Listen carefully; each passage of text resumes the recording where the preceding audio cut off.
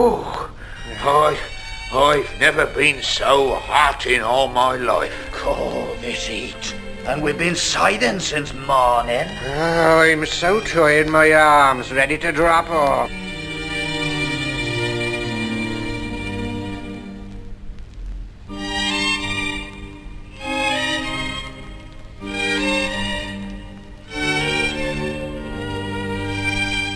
You over there! Who was that? If you don't tell the king that this field you're reaping belongs to the Marquis of Carabas, I'll make mincemeat of you all in a twinkling. Oh, we shall do anything. Anything you say, Yes, sir, Puss in Boots, sir.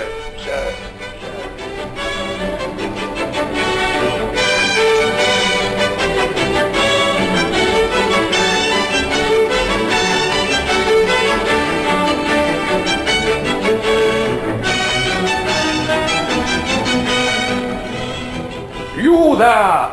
To whom does this field belong? 1, 2, 3. This field belongs to His Grace the Marquis of Carabas, sir. You have a very fine property there, sir. You are right, Your Majesty. Those fields bear a fine crop every year. They are a source of great profit for me.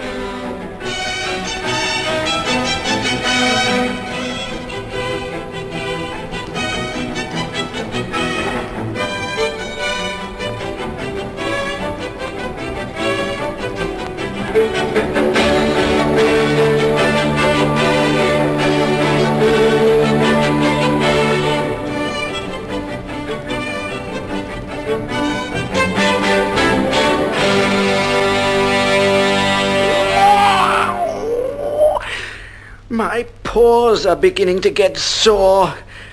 These boots aren't very comfortable when it comes to running. All the same, I'll do my best for the sake of my master. There are some people haymaking over there. I'd better tell them what to say. You over there! If you don't tell the king that this field belongs to the Marquis of Carabas, I'll make mincemeat of you all in a twinkling.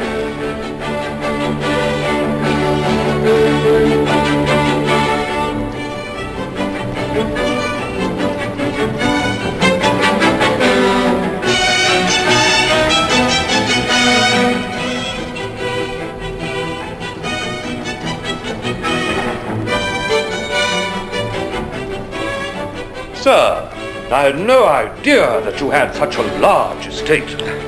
Are those people who are making hay your servants as well?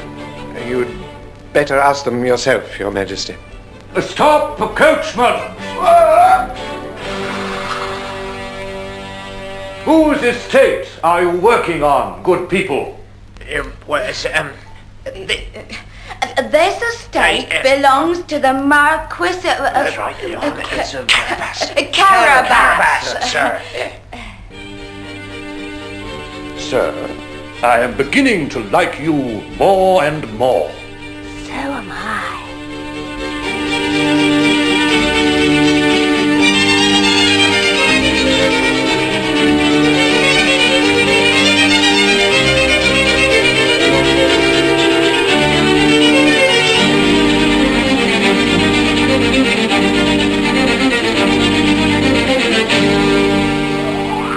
Coming to a castle.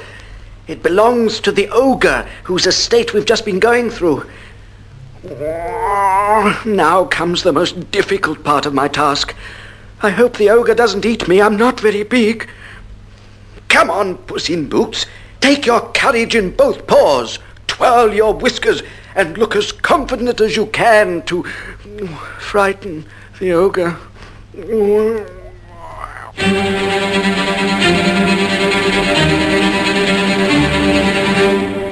Lower the drawbridge there! Come on, quickly! Lower the drawbridge! Hurry up, hurry up, hurry up!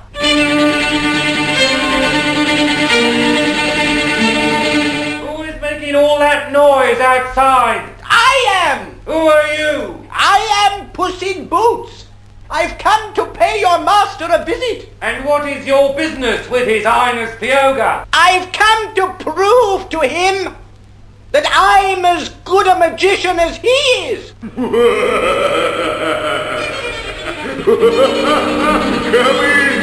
Come in. Everybody who challenges my powers as a magician is welcome here. There's no going back now. Very well then. I'll just have to go ahead. On my faith, I've seen some cats before, but I've never seen the likes of you before. Your whiskers are just about as proud and haughty as mine are. And allow me to congratulate you on your wonderful red boots. They suit you perfectly. Oh, thank you. But if you'll allow me to say so, I think that your doublet embroidered with dragons suits you very well. Oh, yes, it is rather good, isn't it? I must say I'm quite pleased with it myself. All the same, I didn't come here to talk about fashions. Let me explain. I've been told that you're able to change yourself into any animal that you like. I've been told, for example, that you can change yourself into a lion or an elephant. What you have been told is true, and to prove it, I'm going to turn myself into a lion straight away.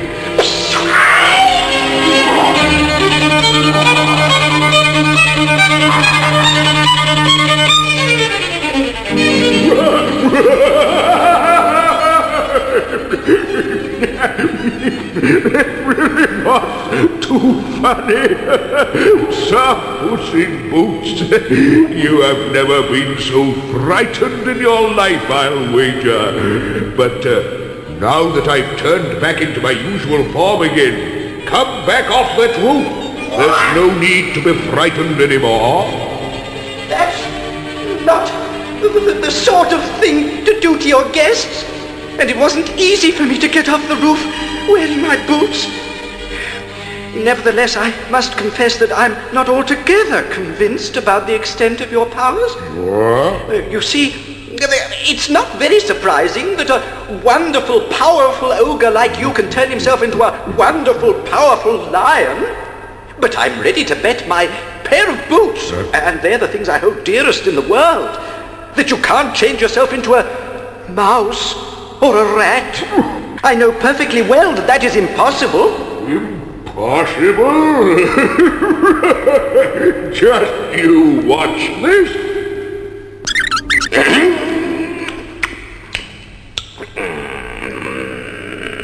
There we are then. That wasn't very difficult. The ogre that turned himself into a mouse made a delicious meal. He had just the right flavor. Now I must wash myself a little bit before going out to welcome the king, the princess, and my master. They can't be long in coming. But I must give a few instructions to the chief butler first.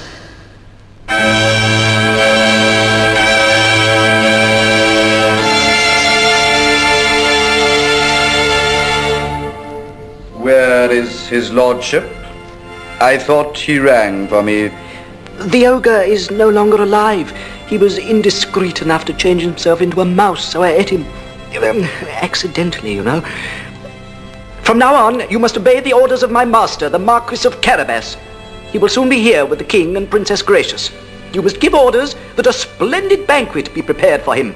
And mark my words, if the banquet isn't perfect, I'll make mincemeat of you in a twinkling.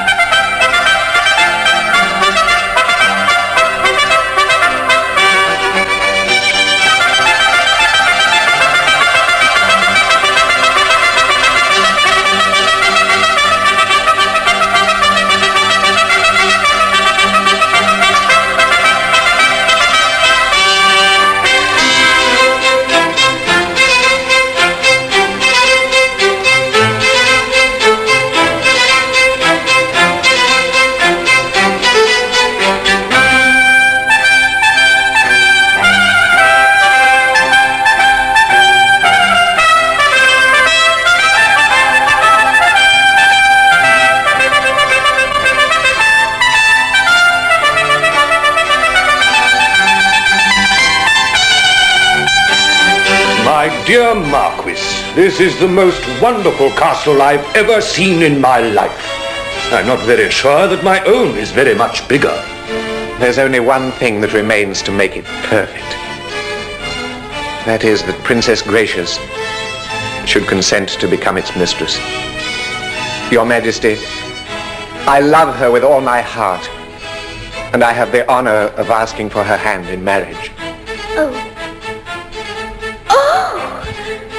Oh, please say yes, Father. Oh, very well then, yes. And my blessings upon you both.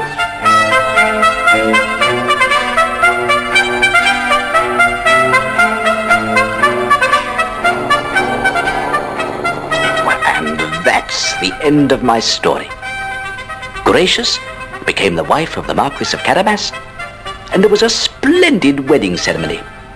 I myself wore a fine blue cloak trimmed with gold, and boots studded with diamonds. I must say that I was quite pleased with them. My master was very grateful for everything I'd done, and I had my favorite dishes prepared for me. Grilled mice. I've had so many grilled mice in the last few days that I've completely lost the taste for them. I must tell His Grace the Marquis of Carabas that he will have to get some ordinary gutter cats to deal with the rats and mice in his palace. However, I'm not saying that I won't catch a mouse from time to time. Just for a little fun, you know.